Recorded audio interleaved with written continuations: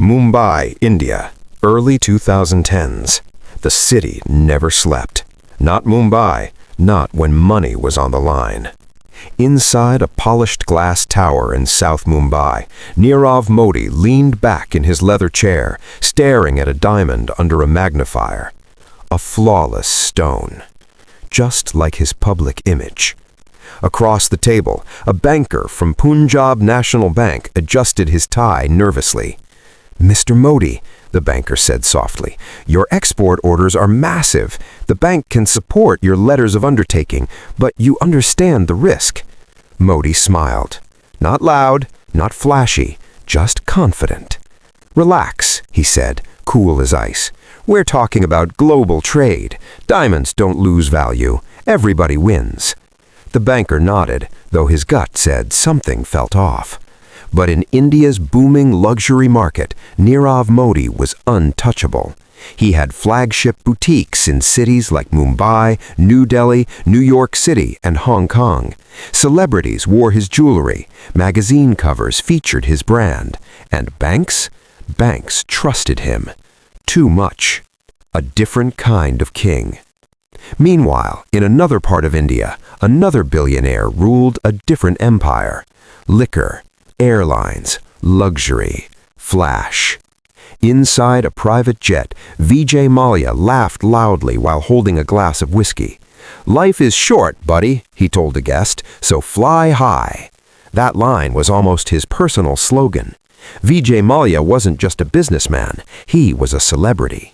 Owner of Kingfisher Airlines, chairman of United Breweries Group, host of wild parties, lavish yachts, race teams, models.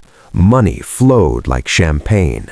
But behind the spotlight, numbers were bleeding, badly. The banking system, a door left open.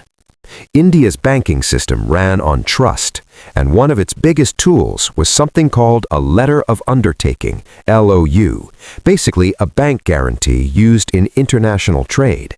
Here's how it worked. A company like Nirav Modi's firm would ask a bank in India for an LOU. That LOU allowed overseas branches of other banks to lend money. Simple, fast, trusted. But here's the catch. If someone inside the bank issued LOUs without proper records, money could flow without control. That's exactly where the cracks began. Inside the PNB branch, the first shortcut. Brady House branch, Mumbai. Inside the historic PNB Brady House branch, a small group of insiders handled trade finance. Among them was Gokulnath Shetty, a veteran employee, decades of experience, trusted, too trusted. One afternoon, Nirav Modi's representative sat across from him. "Sir," the representative said quietly, "we need another LOU." Shetty leaned forward. "You know the system," he said. "No official entry? Same as before?" The representative nodded. Same as before. That was the moment the banking firewall was quietly bypassed. No alarms, no alerts, just trust and manipulation. Meanwhile, trouble in the skies.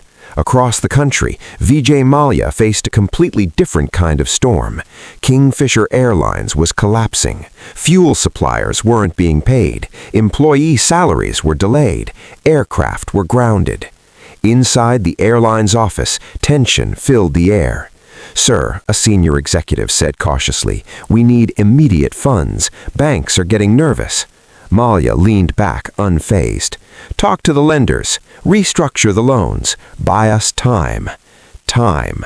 That was the currency both fugitives depended on. Loans, guarantees, and growing risk. Over several years, multiple Indian banks gave massive loans to companies linked to Vijay Mallya. Institutions like State Bank of India, IDBI Bank, Bank of Baroda. At first, everything looked normal. Airlines needed money, businesses took loans. That was routine. But losses kept growing, and repayment didn't happen. The warning signs nobody wanted to see. By 2014-2015, warning lights were flashing. Auditors noticed irregularities. Loan balances ballooned. Guarantees stacked on top of guarantees. Inside the PNB Brady House branch, junior staff started whispering. "This amount looks crazy," one officer murmured while reviewing records. Another replied, "Just process it. These are VIP clients." VIP, that word became the shield that hid the truth. The illusion of wealth. Both men maintained larger-than-life images. Nirav Modi showcased diamonds worth millions at international shows. Vijay Mallya posted glamorous photos with celebrities and luxury assets. To the public, they were success stories. To banks, they were powerful borrowers. But beneath the shine, debt was stacking, secrets were growing, and the system was being quietly bypassed. The first crack appears. January 2018. Inside the PNB Brady House branch, a new employee processed a routine request from Nirav Modi's firm. He checked the system, paused, checked again. Something didn't add up. "Sir," he told a senior officer, voice tense, "there's no record of previous LOUs, but overseas banks are asking for repayment." Silence filled the room. That moment, that was the first domino, and once it fell, everything started collapsing. The Great Exposure, when the system finally cracked. Mumbai, January 2018. Inside the historic Brady House branch of Punjab National Bank, tension was thick enough to cut with a knife. A junior officer sat frozen in front of his computer screen. He had just checked the bank's internal system again. Nothing. No entries. No approvals. No official record. Yet overseas banks were demanding repayment for massive guarantees issued to companies linked to Nirav Modi. He leaned back slowly. "Sir, this doesn't make sense," he said quietly to his supervisor. The supervisor frowned. "What doesn't make sense?" The officer swallowed. "Foreign banks are asking us to honor letters of undertaking, but there's zero record of them in the system." Silence fell across the desk. That wasn't a small error. That was a nuclear-level problem. The hidden channel. For years, certain officials inside the branch used a global banking communication network called SWIFT. Normally, every SWIFT message should be recorded in the bank's internal system, but here, it wasn't. That meant something serious. Someone had been sending financial guarantees to foreign banks without logging them in official records. That was the loophole. That was the bypass. And it had gone on for years. The name that kept appearing. Investigators inside the bank began digging deeper. One name appeared again and again. Gokulnath Shetty, a trusted officer, decades of service, access to sensitive systems. One senior auditor looked at the growing pile of transaction logs and shook his head. "This is huge," he muttered. Another officer whispered, "How long has this been happening?" The answer shocked everyone. Since 2011, 7 years.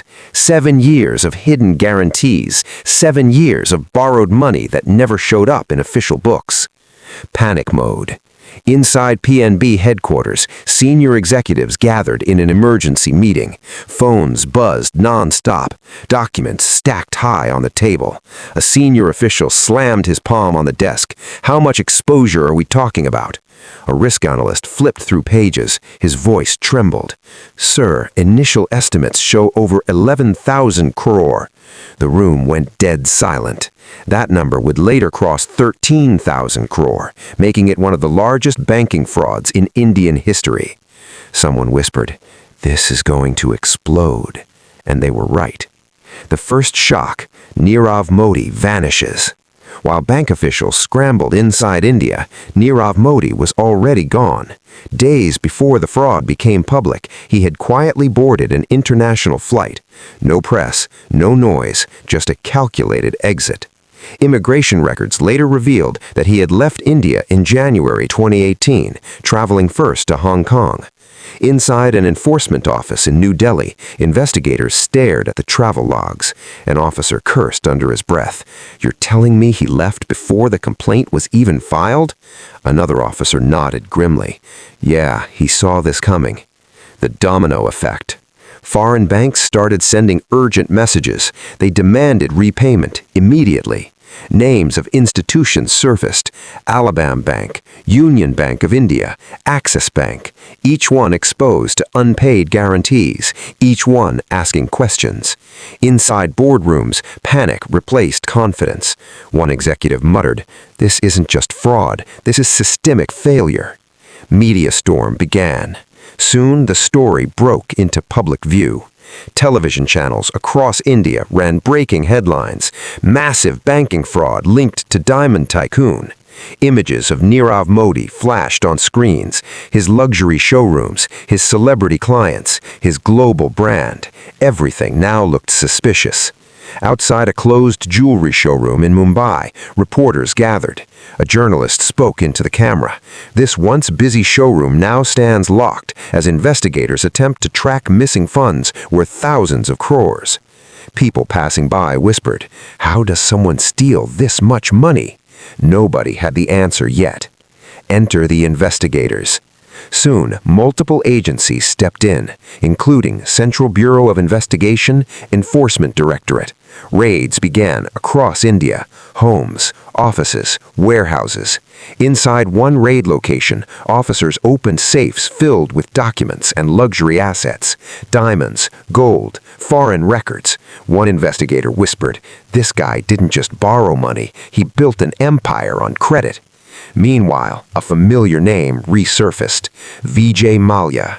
His troubles had started years earlier. By 2016, Mallya was already left India.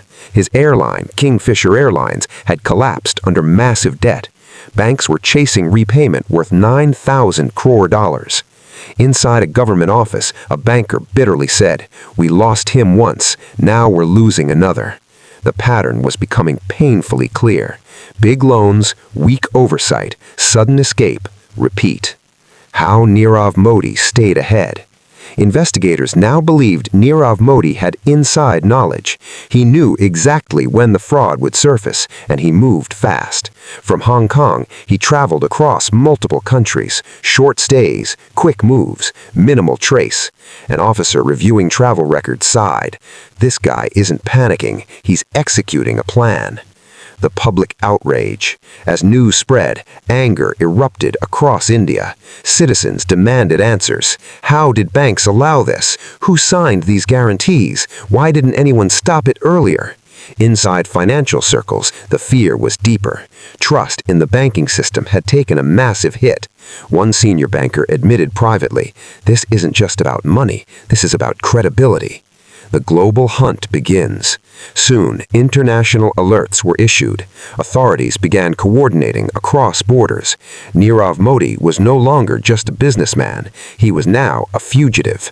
And somewhere across the world, he was watching the chaos unfold, waiting, planning his next move. The escape routes. London became the safe zone. Early 2018, the chase goes global. By now, the fraud linked to Nirav Modi had blown up into an international scandal. Inside offices of the Central Bureau of Investigation, walls were covered with travel charts, country names, dates, flight numbers. It looked like a detective movie, except this was real. One officer tapped a red marker on the board. So he leaves India, then hits Hong Kong first. After that, another officer flipped through documents. Multiple short stays, then eventually London. The room fell silent. London. That meant legal battles. Long ones. A life rebuilt in London. Months after disappearing, journalists finally spotted Nirav Modi walking casually through the streets of London. Not hiding, not running, just living. A reporter from the Telegraph managed to confront him on camera. The video quickly went viral. In the footage, the reporter walked up beside him on a London street. "Mr. Modi," the reporter asked, breath slightly heavy from keeping pace, "do you have anything to say about the fraud allegations in India?" Nirav didn't stop walking. He kept his hands in his coat pockets. "No comments," he replied calmly. "Are you planning to return to India?" No response. "Did you defraud Punjab National Bank?" Silence. Just footsteps on the pavement. Cool, calm, like nothing had happened. But inside India, outrage exploded again. Meanwhile, the first fugitive was already there. Years before Nirav Modi reached London, another man had already settled there, Vijay Mallya. He had left India back in March 2016. At the time, banks were already pushing for recovery of massive loans tied to Kingfisher Airlines. Inside an Indian banking consortium office, frustration boiled over. One senior banker slammed a file shut. Man walked out of the country like it was no big deal. Another banker shook his head. "We asked for travel restrictions, but it was too late." Mallya had already landed in London. And just like that, the chase turned international. The king of good times, now under pressure. Even in London, Vijay Mallya maintained a bold public image. Stylish suits, luxury lifestyle, public appearances. He didn't look like a man under pressure. During a press interaction outside a London courthouse, reporters surrounded him. "Mr. Mallya," one journalist shouted, "why did you leave India?" Mallya stopped and turned. "I didn't run away," he said firmly. "I left on a scheduled flight. Everything was legal." Another reporter pressed harder. "Will you return to face trial?" Mallya adjusted his glasses. "I will follow the law. That's all I'll say." That calm tone masked years of financial chaos. The legal net tightens.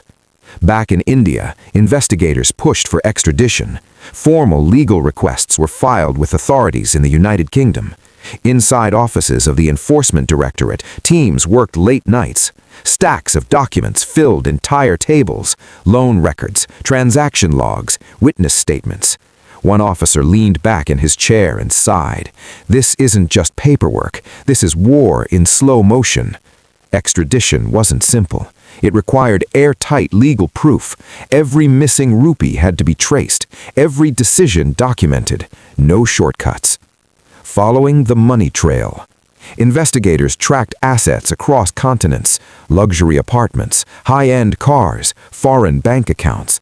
The trail stretched through multiple countries. One investigator spoke quietly during a briefing. Money moved through shell companies, layered transactions, international transfers. Another officer nodded. They didn't just borrow money, they moved it like pros. That's how the global banking system had been bypassed, not with brute force, but with strategy, loopholes, timing, and connections. The turning point, arrest in London. March 2019, London. After months of surveillance and legal preparation, authorities in the United Kingdom moved in. Officers from the Metropolitan Police Service arrested Nirav Modi. Inside the courtroom later that day, tension filled the air. Nirav stood inside the dock, calm, expressionless.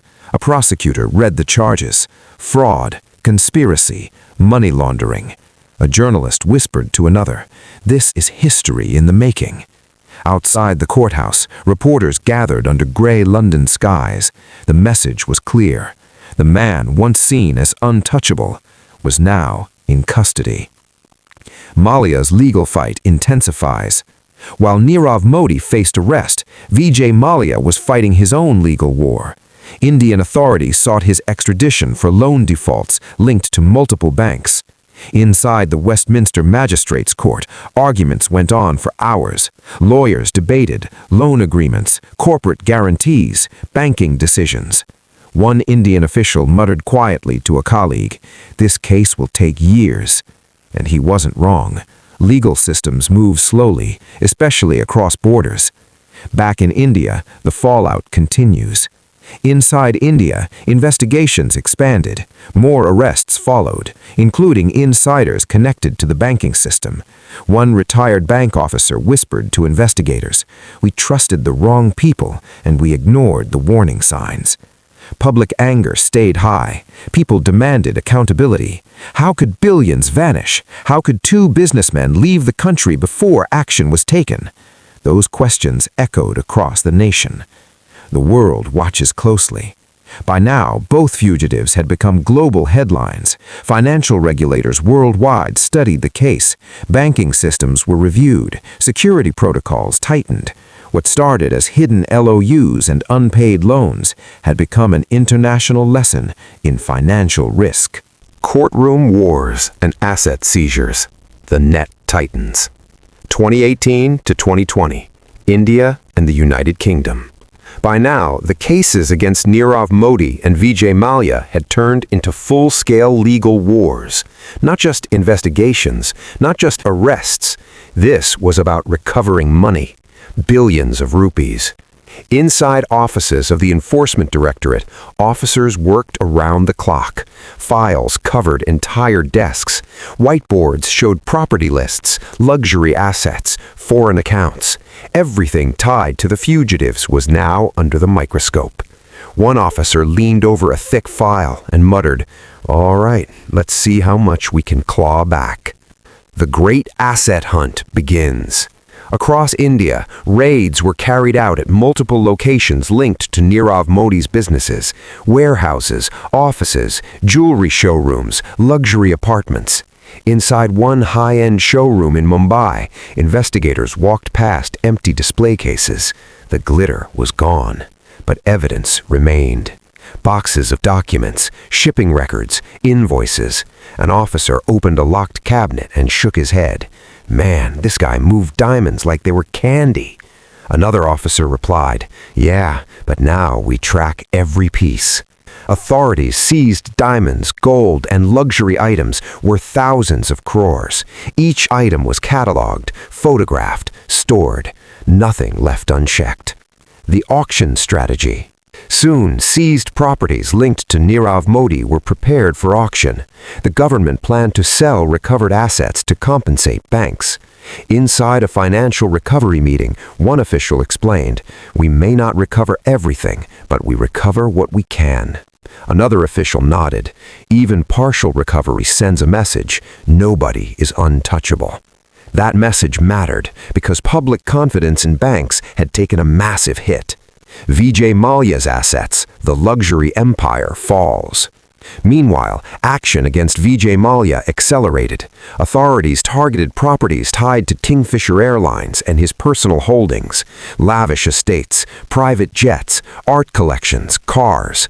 Inside one seized mansion in Bengaluru, officers walked through silent halls, marble floors, crystal chandeliers, expensive artwork.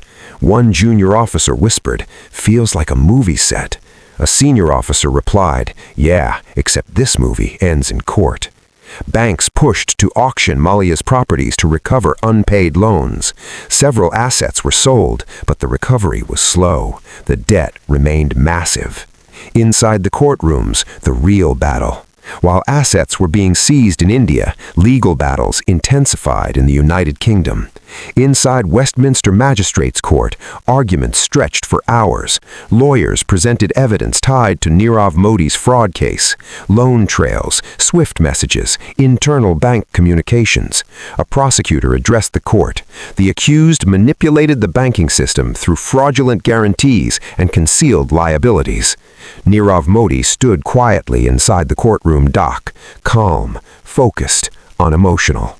His legal team pushed back hard. One defense lawyer argued, "My client disputes the allegations and maintains that commercial transactions were legitimate." The judge listened carefully. Every word mattered, because international extradition decisions weren't simple.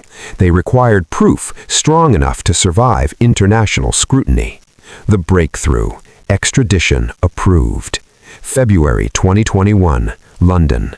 After long hearings and detailed evidence review, a major decision came. A British court ruled that Nirav Modi could be extradited to India. Inside the courtroom, tension filled the air. Journalists leaned forward, pens ready. The judge read the ruling. The court finds sufficient evidence to allow extradition. Murmurs spread across the room. Outside, reporters rushed to broadcast updates. One journalist spoke into a live camera. "This marks a major victory for Indian authorities pursuing the fugitive businessman." Back in India, officials felt a rare moment of relief. One investigator whispered, "Finally, progress." But the fight wasn't over. Appeals were still possible, and delays were expected. Vijay Mallya faced a similar legal process. In 2018, a UK court had already ruled in favor of his extradition, but appeals followed. Legal arguments continued. Inside the courtroom, his lawyers questioned financial procedures used by Indian banks. They challenged loan classifications, debt restructuring decisions, banking approvals. One official watching the proceedings whispered, "This isn't just about money, it's about legal precision."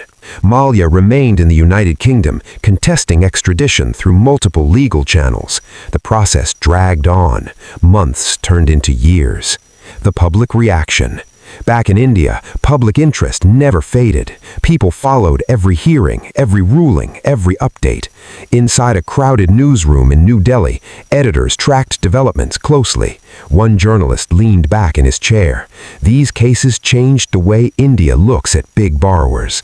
Another nodded. Yeah, trust isn't automatic anymore. Banks tightened policies, loan approval processes became stricter, oversight increased. The system learned the hard way. Inside the cells, Nirav Modi's new reality.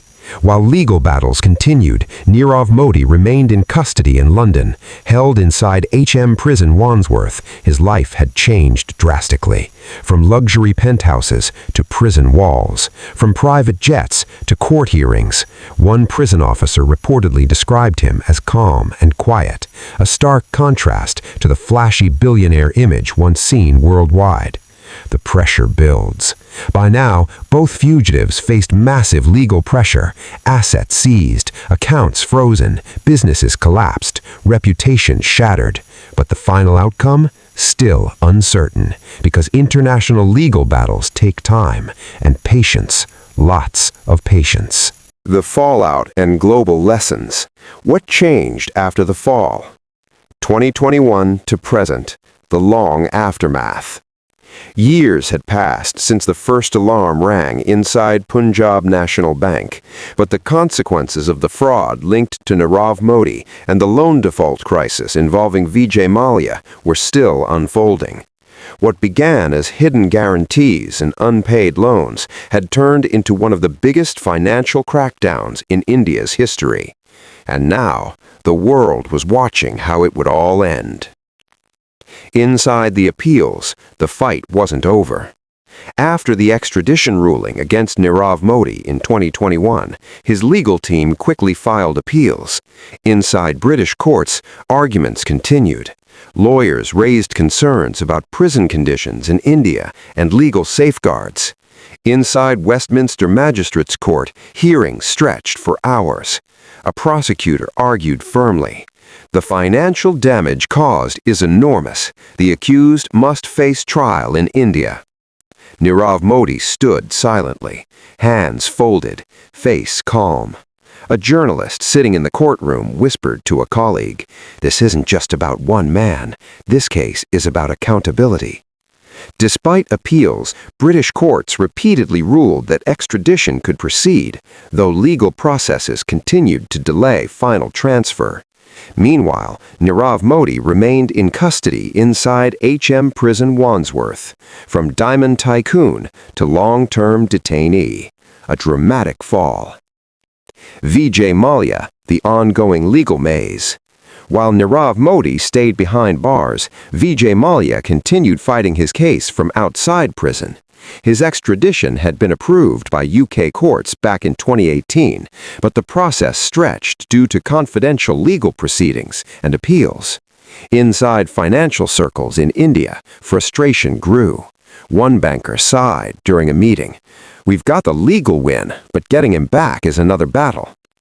Mallya maintained his stance in public statements. "I did not run away," he had repeated multiple times in media interactions. But the debts tied to Kingfisher Airlines were massive, billions of rupees owed to Indian banks. The recovery mission, getting the money back. Recovering the lost money became a top priority.